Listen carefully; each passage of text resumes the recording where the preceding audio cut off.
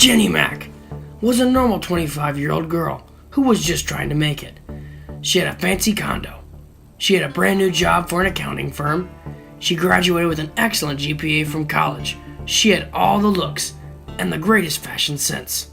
So with all these good things, why was she so violently murdered? And who wanted her dead? We start our investigation with Deputy Scott Johnson. Being the first responding officer to the 911 call, my first task is to secure the crime scene. I do that by making sure all the evidence that's found within the crime scene stays there. Nothing is tampered with at all. No one may enter or leave the crime scene till the proper reinforcements are present. Upon entering the door of Jenny's apartment, I see that there's no forced entry. It seemed like someone may have used the key to enter the room, so it seemed like this is not a burglar, not a break-in. It seems someone must have known Jenny to be able to enter the room so freely. I'm greeted by Brittany, who was the one who called the 911 report. 911, what's your emergency? Hello? Oh my gosh, I just got here. My best friend's dead all over the floor. There's blood everywhere. What am I gonna do? Calm down. Are you sure she's dead? I don't know, but she's got blood all over. She's blood spatter all over the wall. Oh, please help. Alright, ma'am, don't worry. Help is on the way. Just relocate somewhere safe, and we'll be right there. Okay, thank you. She seems to be frantic and slightly out of mind. She doesn't really know what she's at. She's panicking everywhere. So I attempt to calm her down, and she points me out to where Jenny, your friend, is in the bathroom. And I approach the bathroom. I see that Jenny's corpse is there, and there appears to be blood everywhere around herself from the bathroom. Blood on the glass windows, the countertops, and even the door handle, which may have shown that she potentially have tried to escape, but unfortunately things did not go her way.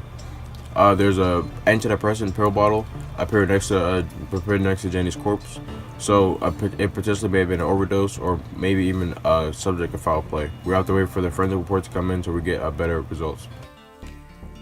The evidence that was left behind would be a great help to the unsolved murder case.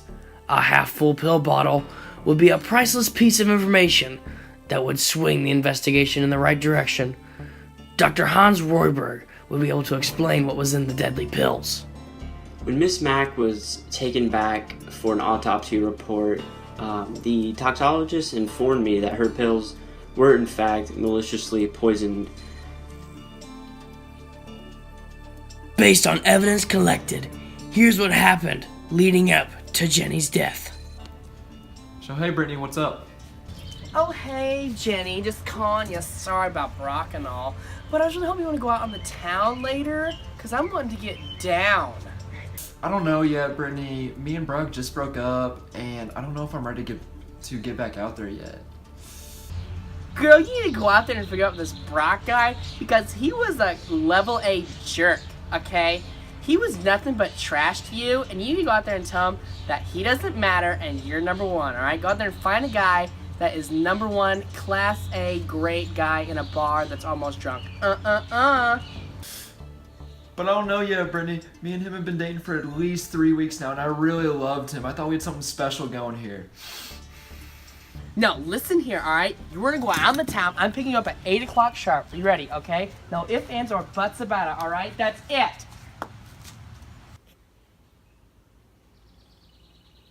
Guess I better get ready. After a very strange phone call with Brittany, Jenny went to get ready. Little did she know, it'd be her last time ever to go out on the town.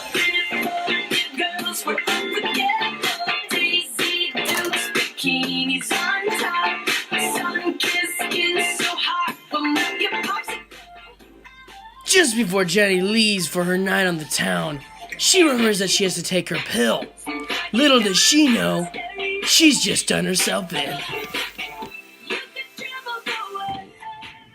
The toxologist informed me that the poison found in her body and the poison found in the pills was called aconite. Aconite is a poison that comes from the plant monkshood, and it is also known as wolfsbane. And the poison is so dangerous because it only leaves one post-mortem sign, and that post-mortem sign is asphyxiation, which is choking. The asphyxiation is caused by an arrhythmic heart function, which then obviously leads to suffocation. This leads and explains why Miss Mack was coughing blood all over her bathroom sink and Mir during the time that she was slowly starting to die.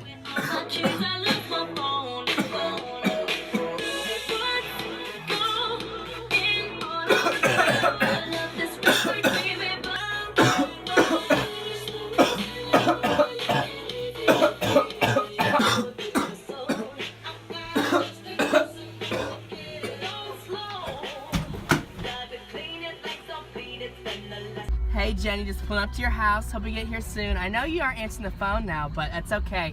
We're gonna have a grade A fun time today, okay? See you later. Bye. Love you.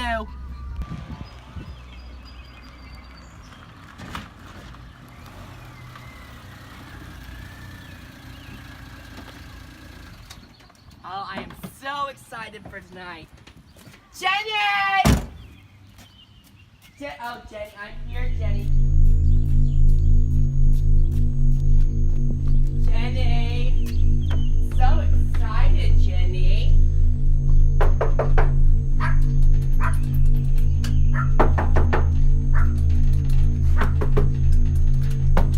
Jenny! Jenny! Jenny!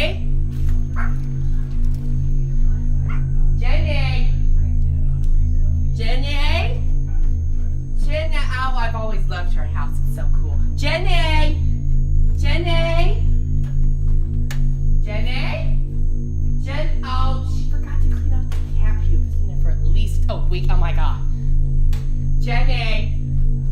Jenny! Oh, Jenny! Jenny? You're creeping me out now, Jenny. You're not even responding to me, verbally or in text messagery. Jenny? Jenny! Johnny! Oh, I love this song! Jenny? Jenny, where are you?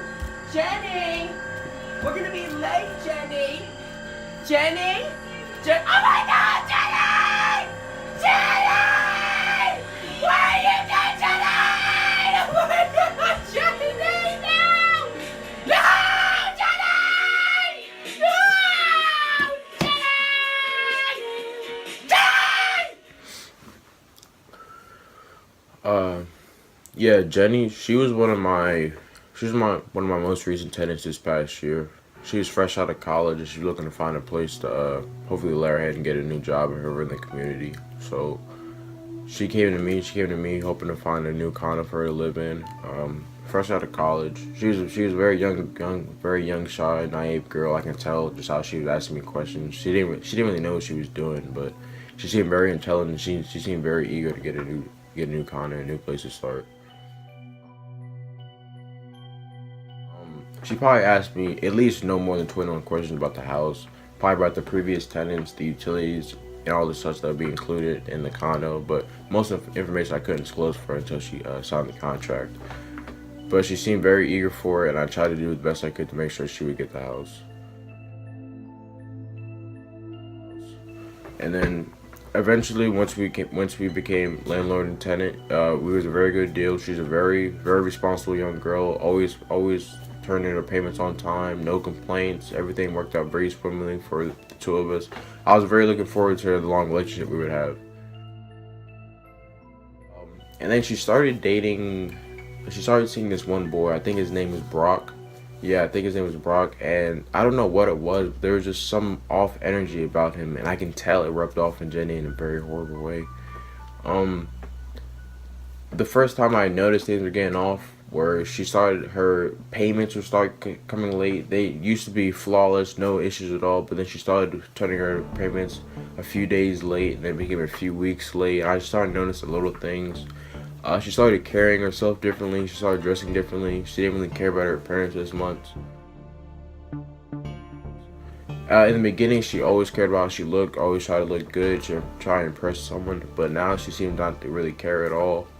And she was just head over heels for this Brock guy, and I really don't know what it was. He just said something negative about him, and I felt it internally, and I just see it was rubbing off on her in a bad way. She came to me privately and asked to get a second key. I'm assuming it's for Brock, and I can't object and say no, but I knew something was gonna go wrong. He was very manipulative of her, and she didn't realize it. And she was going down the wrong path in her life, but no one told her, and no one realized what she was doing. Yeah, Jenny approached me privately and asked to borrow a rather large sum of money from me. At first, I was very curious and also at the same time skeptical as to why she would need such a large amount of money from me. She told me allegedly it was for her mother's birthday, wanted to get her a nice gift, but I knew that was not true. There's no way you would need to spend that much type of money just on your mother's birthday, no matter how much you love them. I'm assuming this applied for Brock. I'm sure he was in some deep trouble, and she would do anything to get him out of it, so that she came to me to try and take money from me.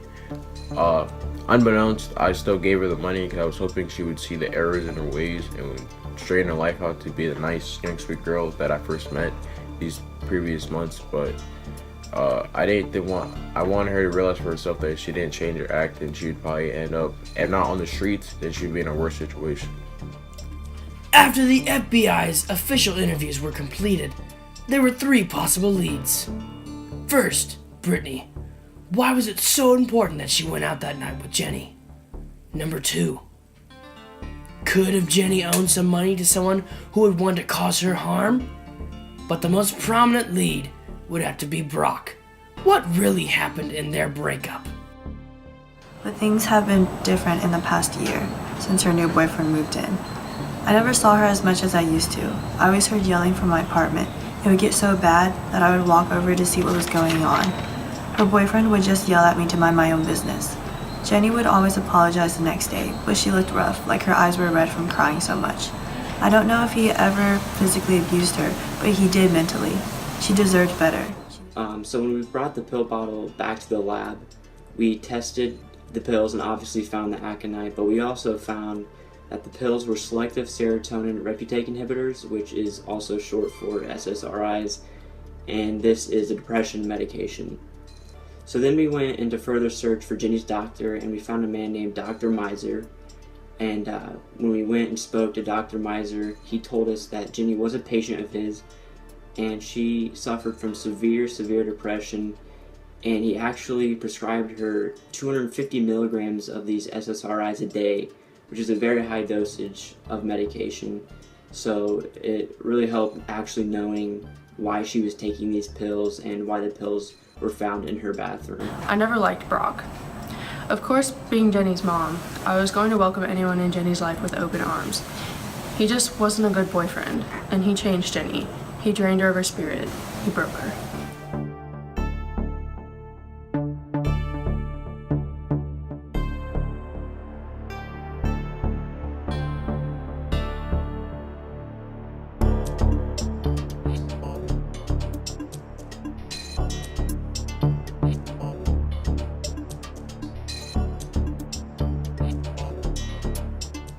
So algor mortis is the second stage of death, and this is when the body temperature, obviously post-mortem, starts to cool due to the body being dead.